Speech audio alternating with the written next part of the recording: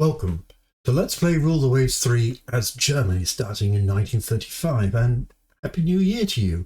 We are in episode 72 and we have a lovely new war starting. So before we throw ourselves into the various battles, I'm going to have a little look at the force balance and how we've mobilized, answer questions around whether the war is going to spread, and then dive into the opening moves, the opening battles of this conflict. My sense, my hunch, is that it's not going to be a very long one, but, you know, famous last words.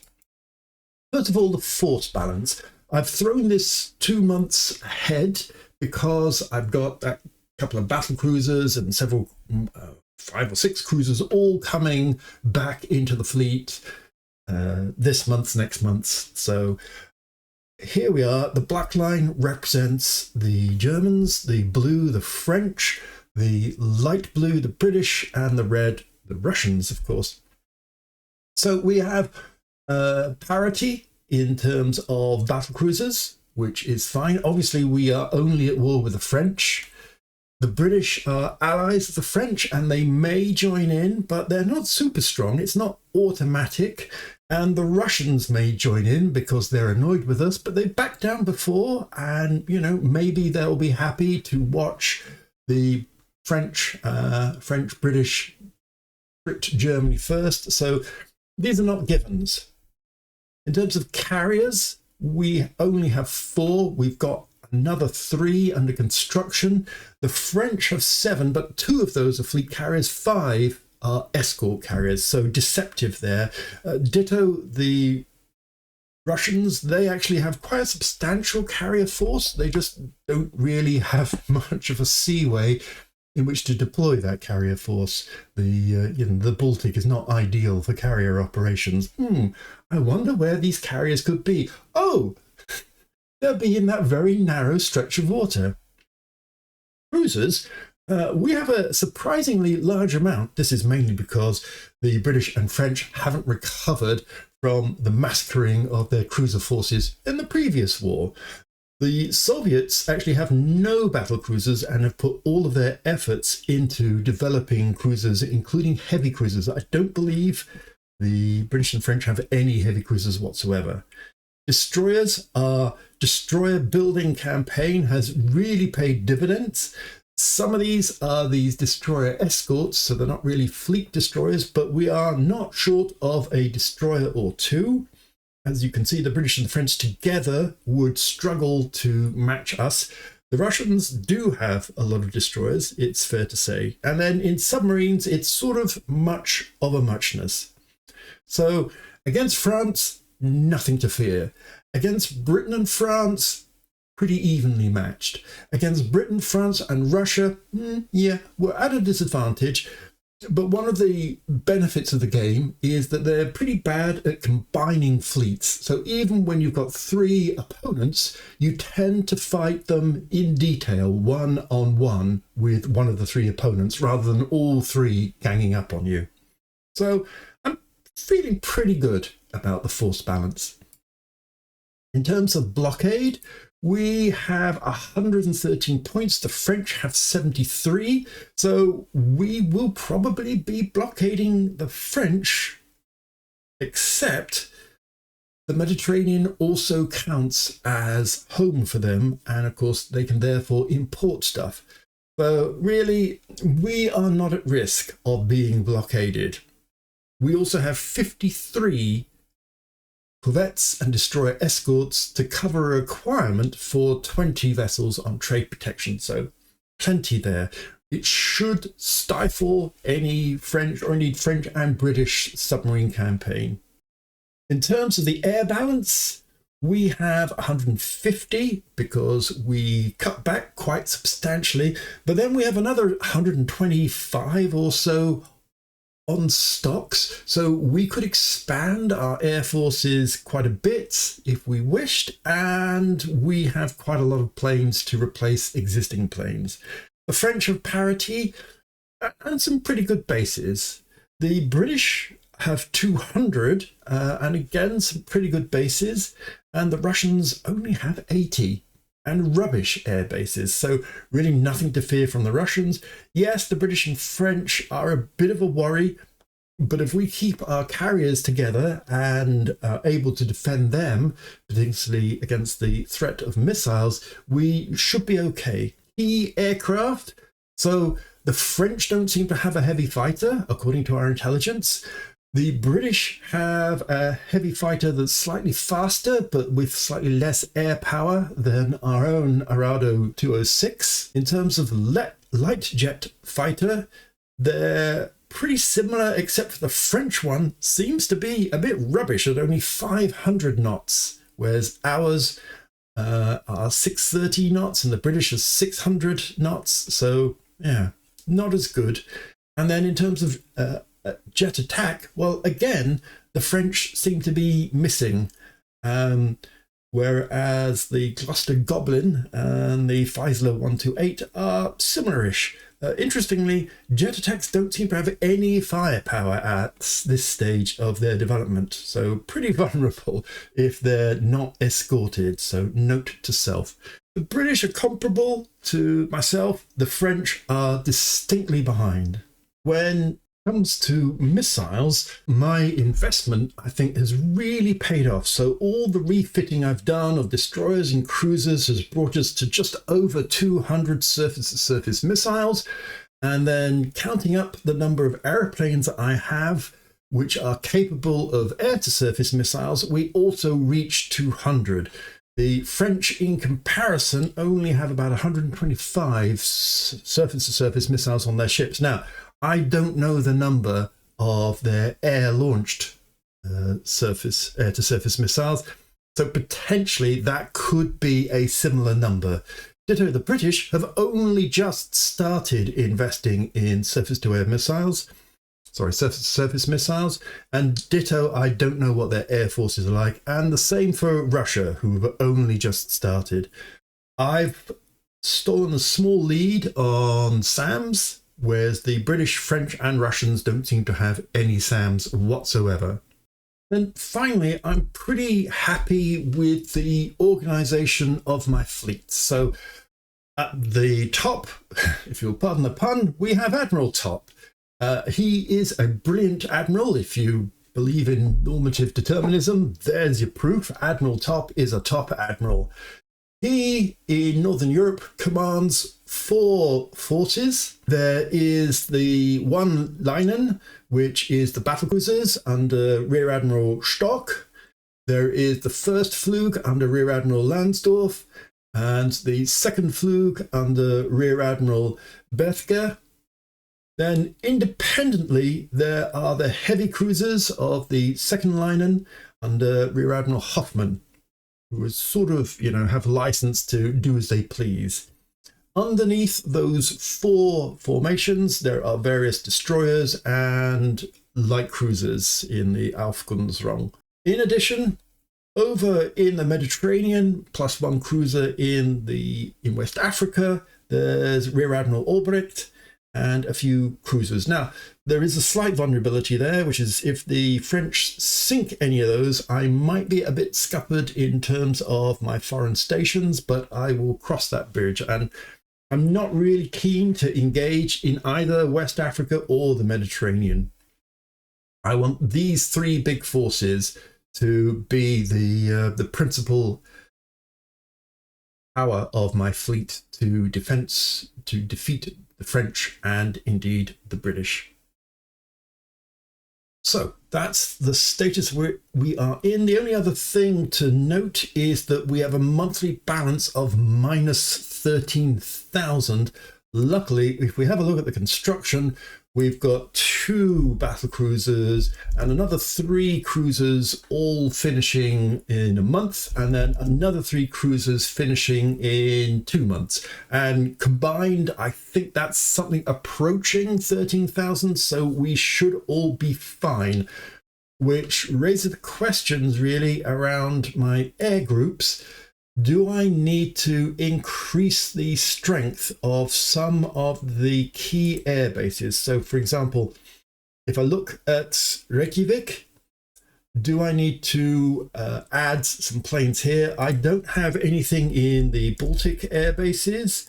Yep, nothing at all. Then in the Mediterranean air bases, I just have a few at Heraklion and at Kalamata and at Patra. Obviously, Reykjavik is key, then Bergen, to a lesser degree, Narvik and Trondheim and Stavanger.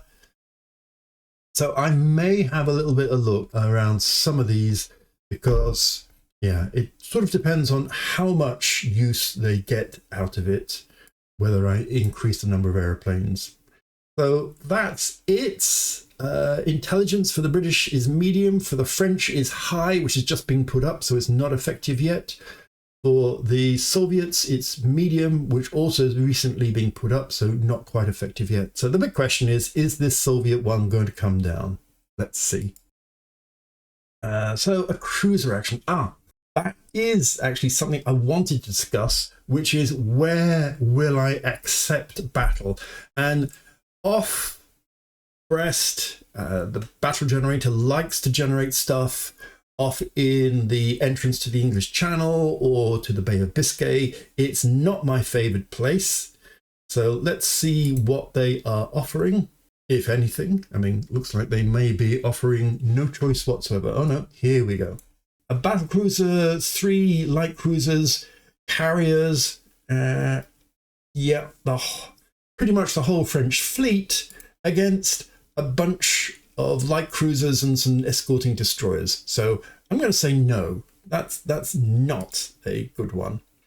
Then a carrier battle in the same area. That's this area. Here again, we expect the whole French Navy. We this time have we have all of our carriers, destroyers. I'm not seeing any of the battle cruisers, so I'm minded to turn this one down since this seems primarily to be the carriers. Now, having a little carrier battle, I mean, it's only 177, so I'm going to decline that. Now, this is much more like the kind of area that I would be happy. So let's generate this one. And here we go. Estimated enemy forces, the French Navy. Estimated our own forces, again, only 1 battle cruiser. And now we only have 2 at the moment, it's fair to say, because 2 are still in shipyard hands. Yeah, okay. I'm going to go for this one and accept it. Would I like to play some minefields? Yeah. And then attack enemy ships. Yeah, there are no enemy airfields to go for. And here we are. Oh, really just off Reykjavik. You now have ships with surface-to-surface missiles under your command. Press the missile control panel button to see the controls for using missiles in combat. Well, that seems like good advice. So here's the icon up in the top here, and let's bring that one down. If you've never seen this control panel before, like me, it's probably worth reading the user guide, as I've just done, and have a look at it in more detail. So, manual fire does what it says. It brings firing the missiles under our control, and we'll have a look at that in a moment. Fire at will means allowing the AI to fire your missiles for you. Ripple is code for fire your missiles one at a time. So you fire and it hits or misses, and then it may fire another one. Half fires half of them at a go, and all, of course, launches all of them. Targets is a number of how many targets are within range, whereas ships is the number of friendly missile-equipped ships within range. And then missile ranges just is a reminder of what are the ranges. So our heavy surface-to-surface missiles have a range of 30,000 yards. So nearly out as far as the big guns on our battle cruisers. I don't think we've got any mediums or lights. Obviously, it doesn't give the ranges of air-launched missiles, which is a bit of a shame, so it's hard to know. The good news is we've drawn the French far away from their air bases, so we only have to worry about their carriers aircraft, which at least should keep things relatively simple. We look at the manual fire. You'll see here is a list of all the targets that we could attack, currently none. Here is a list of ships that could launch missiles. As you can see, we only have heavy, we don't have any mediums, and we don't have any SAMs because we don't have any battlecruisers who have SAMs on them. This little button here would show only firing units within range, but because there's no targets, that's not working. And again, fire one, it's the same as ripple, fire half, fire all. Okay, so we've got under our command the carriers, and there are 2 carriers here and 2 carriers slightly behind. Then we have under our command the reconnaissance group and another one here. Check out the usual battle stuff. So the time is twilight, so sunrise will be in 45 minutes, and then presumably it'll be a long Arctic day. Yeah, they're in the middle of twilight, and yeah, be a long time before we see nighttime rolling in. We just have the 2 carrier groups with their screening light cruisers and screening destroyers, and I don't really want to mess with any of that. If we have a little look at our patrol zones, then we can see where we expect to see stuff. Oh, I should point out that the sea state is limited, ship speed, and there are no float plane operations. I just put myself back there. Just cancel that and have a look at 22 knots. Ooh, wow, that is quite a choppy sea. Now, we are in the far North Atlantic. It is January. It's 8:30 in the morning. So yeah, there's a lot going on. Let's just go back to that search thing, and I'm just going to tidy this up. Obviously, we are expecting the French to appear, looking out to 300 miles to the south and the southeast. We will let them go. I'm just toying with, should I put the cap to heavy? I guess it just depends whether they find us or not. So let's okay that. Let's also go to Reykjavik. Oh, okay, so that's slightly different. So I think I'm going to adapt that to make that cover a similar area. Okay, so I've got a 6-plane pattern here going out to 450 with a 2-phase search. So let's click on that. I think I forgot the 2-phase search here. So let's just go back and yeah, click on that. Nightcap, fine. Let's just check the order of battle to make sure we're not missing any other forces. So no. And Reykjavik Air Base has 8 torpedo bombers, 16 patrol bombers. They're all missile armed. 12 light jet fighters. I did create a heavy jet fighter base on Reykjavik, but it obviously hasn't received its planes just yet. But, you know, 12 more light jet fighters. If I go into here, and I ask it to provide cap 2. I was hoping to assign some cap. I suppose I could go in to one of the others. I've forgotten how to do it. It's this button here, requesting land-based cap. So let's bring in some cap from Reykjavik and see how that goes. So I think I don't really, well, and I guess the other thing is to think about a strike package from these carriers. Okay, I've just pressed auto select strike and I'm pretty happy. It's given us some dive bombers, which can be armed with air-to-surface missiles, and some heavy jets in escort, and some torpedo bombers, again with some heavy jets in escort, 8 dive bombers, 8 torpedo bombers, and 6 and 6 and 4 heavies. So I'm just going to ask them to ready those strikes. That's Flug 1, and on Flug 2, I'll do the same, and I get something similar. So yeah, it seems to be favoring the dive bombers, although that may have been me. I may have got rid of the torpedo bombers because they are just so vulnerable these days. So again, auto select that. Although I've developed jet attack planes, I don't have any in service. I think they're still a couple of months away. Oh, probably want to do the coordinated, definitely want to do the carrier. So yeah, ready those. And then let's go back to Fluke 1. Yep, that's all fine. So as soon as we find the enemy, so it's entirely possible that this turns out to be just a carrier battle, but you never know with the battle generator. It may start the enemy within 30,000 yards. Let's press on for a few minutes and see where that takes us. So there's all the various ranges going on. Let me maybe simplify that slightly. I don't think we need the torpedoes, though interestingly the torpedoes are quite long range. We certainly, I don't think, need the guns. That's the sighting range, so obviously that's not needed. The radar, okay, it's quite long. The air range, we don't need to show the missile range. So yeah, actually we can turn off.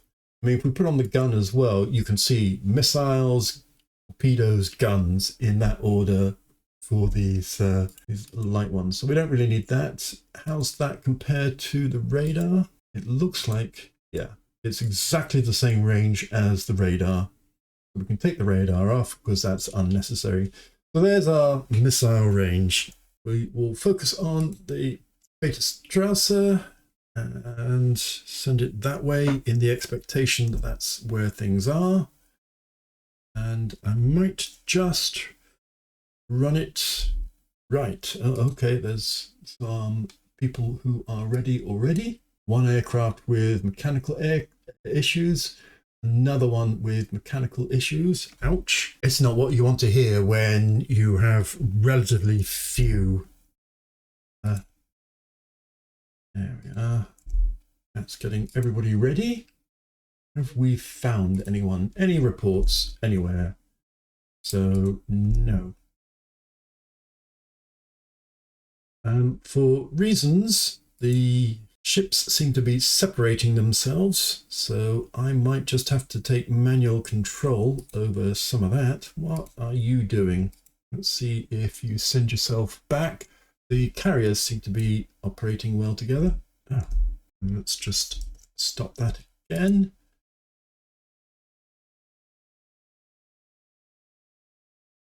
Yeah, we really only want the Peter Strasser to be leading things.